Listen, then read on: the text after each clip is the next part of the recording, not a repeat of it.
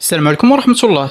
في هذا الفيديو غادي نرجعوا للمدرعة كاسترال 88 واللي غادي يصنعها المغرب محليا، واللي تعلن رسميا على ان المصنع فين غادي تصنع هذه المدرعة فغادي تكون المساحة ديالو 20,000 متر مربع زائد. وقبل ما ندخلوا في الموضوع، فالصحافة والحسابات الهندية فهما كيهضروا على ان هاد الصور اللي كتشوفوا في الفيديو فهي الصور الرسمية للمدرعة المغربية واللي تم تجريبها في المغرب.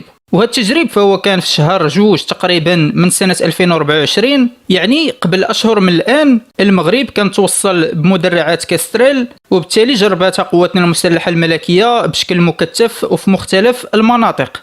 أي فاحنا كنهضروا على شكل وقدرات النسخة المغربية الأولى اللي غادي يتم تصنيعها محليا. وهاد الصور فهي كتأكد لنا على أن المغرب ما غاديش ياخذ النسخة البرمائية من المدرعة، حيت هاد العربة المدرعة فهي عندها القدرة على اجتياز الوديان والبحيرات والبحار بكل سهولة، لكن نقدروا نقولوا أن التضاريس الجبلية والصحراوية المغربية فهي كتخلينا أننا ما نحتاجوش النسخة البرمائية. وكمعلومات أخرى إضافية، فمصدر رسمي هندي صرح باللي الدفعة الأولى اللي غادي يتم صناعتها في المغرب أي من هنا ل 18 شهر تقريبا فغادي تكون من هاد النسخة اللي كتشوفوا في الصور.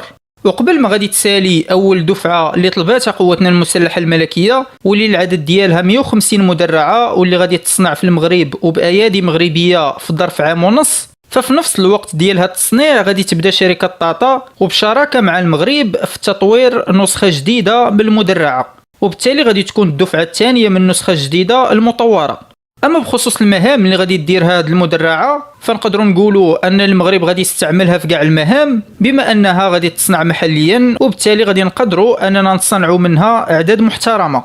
وهذه المدرعه وبكل انواعها فهي غادي تكون مجهزه بدروع من الجيل الرابع، اي فحالها فحال اي مدرعه اخرى في العالم، زائد القدره على تحمل الالغام وبوزن اللي كيوصل 8 كيلوغرام. اما المهمه الاولى اللي غادي دير هذه المدرعه فهي كمدرعه ناقله للجند واللي كتكون مسلحه ببرج اوتوماتيكي من عيار 12.7 ملم للحمايه الذاتيه، زائد كتهز 11 جندي بما فيهم السائق واللي كيكونوا بكامل التجهيز ديالهم.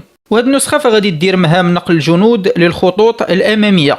اما النسخه الثانيه فهي النسخه القتاليه واللي غادي تكون مسلحه ببرج متطور من عيار 30 او 40 ملم، زائد صواريخ مضاده للدروع مع رشاش من عيار 7.62 ملم. وهذه النسخه غادي تكون كترافق الالويه المدرعه المغربيه بحال دبابات الابرامز، وغادي تقدم لها الدعم الناري زائد الاشتباك مع كل انواع الاهداف المعاديه بحال الدبابات والمدرعات والمدفعيه. اما ثالثا فهي النسخه الصائده للدبابات واللي غادي تكون مسلحه ببرج من عيار 105 ملم، وبالتالي في هذه النسخه غادي دير مهام صيد الدبابات والمدرعات ديال العدو. اما النسخ الاخرى اللي غادي يصنعها المغرب فغادي تكون نسخه خاصه بالقياده والتحكم، زائد نسخه ديال الاسعاف العسكري، ثم كاين حتى مشروع ديال نسخه حامله لمنظومه الدفاع الجوي قصير المدى، بالاضافه لنسخه اخرى ديال رادار متحرك.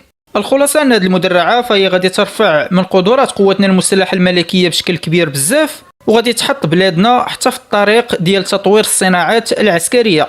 اما التعاون مع شركه طاطا فهو كبير بزاف واستراتيجي على حسب التصريحات، داكشي علاش راه غادي يتم صناعه حتى الشاحنات العسكريه محليا، بالاضافه لمدرعات اخرى من نوع 4x4 واللي كتكون مضاده للالغام، واللي حتى هي غادي تكون داخله ضمن الشراكه المغربيه الهنديه. حتى لهنا غادي يكون الفيديو سالا، نتلاقاو في اخبار جديده، مع السلامه.